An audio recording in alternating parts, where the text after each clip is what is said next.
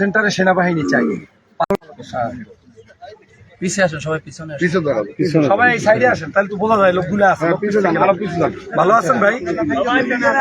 এরপরে এই গাড়িগুলি এইসবগুলোই দেখাবো পরিবেশটা। আসেন ভাই, আরে এই সাইড ভাই সবাই আসেন।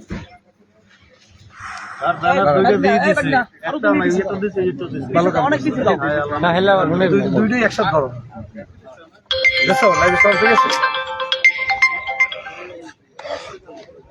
বিসমিল্লাহির রহমানির রহিম। প্রিয় দেশবাসী, আসসালামু আলাইকুম ওয়া রাহমাতুল্লাহি ওয়া বারাকাতুহু।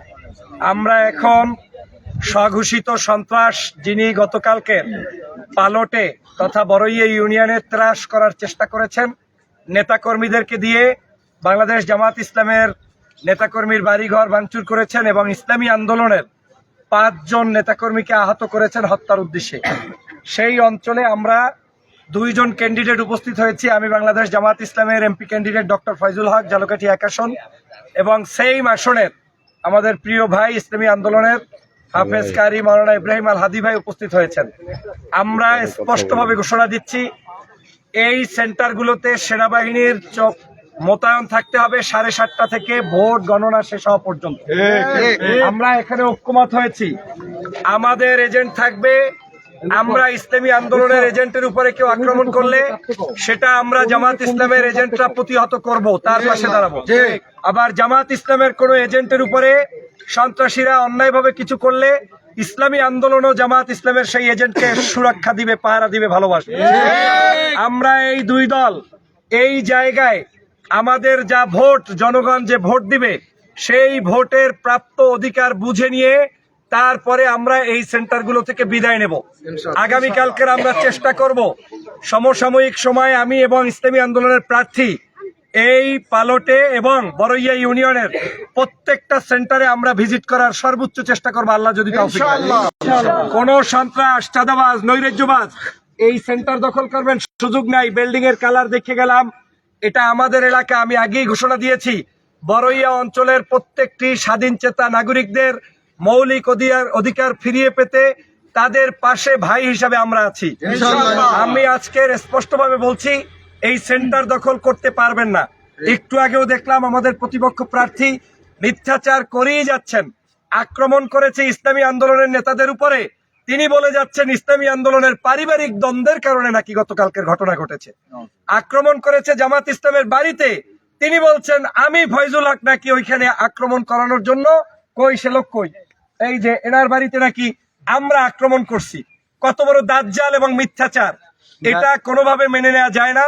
ওনার বাড়ি আক্রমণ হয়েছে, টিন ভাঙচুর হয়েছে একটা কারণে, শুধুমাত্র 2 দিন আগে আমি ওই বাসায় দাওয়াত খেয়েছিলাম। মহিলারা আমার কাছে হাত জোর করে অনুরোধ করেছিলেন, ফয়জুল ভাই এই বাসায় ঢুকছেন কেন, আমাদেরকে মেরে ফেলবে। আর তার বাস্তব সত্য গতকালকের ঘটেছে।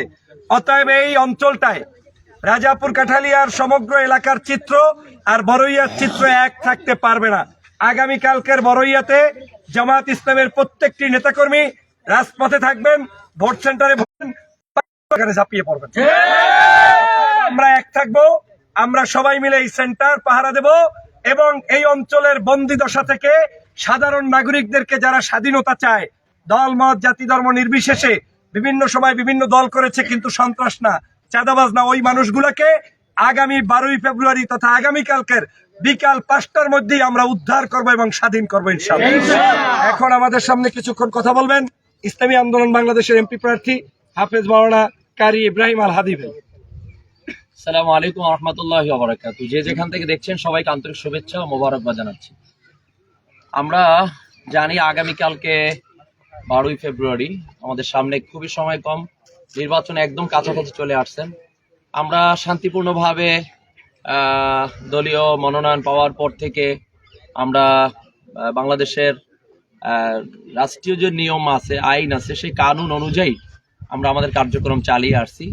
কিন্তু শেষ মুহূর্তে এসে এরকম একটি পরিবেশ গত 2-3 দিন পর্যন্ত আমরা যেটা দেখতে পারতেছি যে আসলে আমাদের প্রায় ইউনিয়নেই দায়িত্বশীল যারা আছেন তারা অনেক হুমকির মুখে আছেন এবং এজেন্ট দেওয়ার ক্ষেত্রে, ভোট কেন্দ্রে যাওয়ার ক্ষেত্রে অনেক বেশি তারা চাপ সৃষ্টি করতেছেন, যাতে করে তারা ঘর থেকে বের না হয়।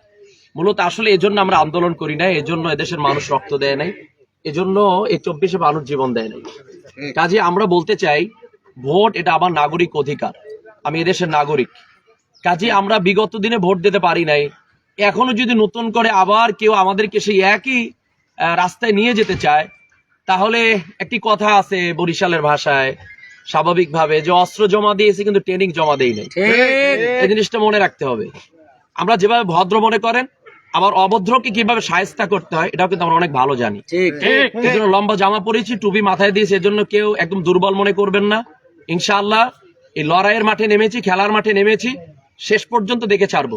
আজকে আমরা পালট 9 নং ওয়ার্ডের যে 8 নম্বর যে সেন্টারটা আছে, আমরা এখানে দাঁড়ানো আছি। আমি তো ইতিমধ্যে ঘোষণা দিয়েছি যে বড়ইয়ার অবস্থাটা সম্পূর্ণ ভিন্ন। ফয়জুল হক ভাই বলেছেন, আমি এখানে দাবি করবো শুধু একটা না, বরং বড় ইউনিয়নের যেই কয়টি সেন্টার আছে সব সেন্টারগুলো ঝুঁকিপূর্ণ। কারণ তারা চাচ্ছেন এখানের যে রিজার্ভ ভোটগুলো আছে এগুলো তার পৈতৃক সম্পত্তি হিসাবে এগুলো সব তার বাসায় একা একা নিয়ে যাবেন, আর আমরা এখানে তাকে ব্যাস আগে বাসায় উঠে দিয়ে আসবো, এটা তারা মনে করতেছেন। না, এটা বাংলাদেশের নাগরিক গণতান্ত্রিক অধিকার না, এটা নিয়ম না। কাজী এখানে যাকে যার পছন্দ হয় তাকে সে ভোট দিবেন।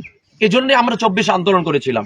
কাজী আমরা প্রশাসনের কাছে দাবি করব, ইতিমধ্যে তিনি দেখলাম লাইভে এসে বললেন যে পারিবারিক দ্বন্দ্বের কারণে নাকি গতকালকে 5 জন আহত হয়েছেন। তা পারিবারিক দ্বন্দ্বের কারণে আহত হয়েছেন এই 5 জনই কি মারামারি করে নিজেরা আহত হয়েছেন, নাকি ভিন্ন কেউ ছিলেন? সেখানে তো সে প্রার্থীর ভাইও ছিলেন, সেখানে তার নিজস্ব দলের লোকজন ছিলেন, ওয়ার্ডের লোকজন ছিলেন। তো তারাও মনে হয় যে তাদের পারিবারিক অংশ হিসাবে মারামারি করতে গিয়েছিলেন, আমরা এটাই মনে করতে পারি। তারা সেখানে গেলেন কেন?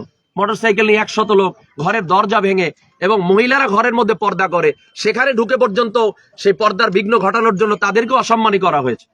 এই জন্য আমরা তীব্র নিন্দা জানাই যে নারীদের সাথে এরকম আচরণ, এটা আপনাদের কাছ থেকে আশা করি। কাজে আমি মনে করি আমরা রাজাপুরের সন্তান, আমার ইউনিয়ন পাশের ইউনিয়ন মঠবার ইউনিয়ন। আমি আজ পর্যন্ত একটা বক্তব্য দিয়েছি কিনা পারলে এটা আপনারা চ্যালেঞ্জ করে দেখাবেন যে এটা আমার ইউনিয়ন, এখানে অন্যকে ভোট দেওয়া ঠিক হবে না, কাউকে ভোট দিবেন না, এরকম কেউ কোনো দলিল দিতে পারবেন না। বরং আমি বলেছি যে আমি এলাকার সন্তান হিসেবে আমিও দাবি করব, অন্য প্রার্থী যারা আছেন তারাও দাবি করার অধিকার রাখেন। যেটা আপনার বিবেকের রায় দেয় আপনি সেটা সিদ্ধান্ত দিবেন। কিন্তু এলাকার লোক হিসেবে আমি আপনার কাছে আসবো, ভোট চাবো, এটাই বাস্তবতা। কিন্তু পাশের ইউনিয়ন হয়ে এরকম একটি আচরণ, এটা আসলে আমরা স্বাভাবিকভাবে এটাকে গ্রহণ করব না, এটা মেনে নিব না। কাজে ইনশাআল্লাহ আমি প্রশাসনকে অনুরোধ করব, প্রশাসন আপনাদের সর্বোচ্চ আইন প্রয়োগ করে সুষ্ঠু এবং নিরপেক্ষ নির্বাচন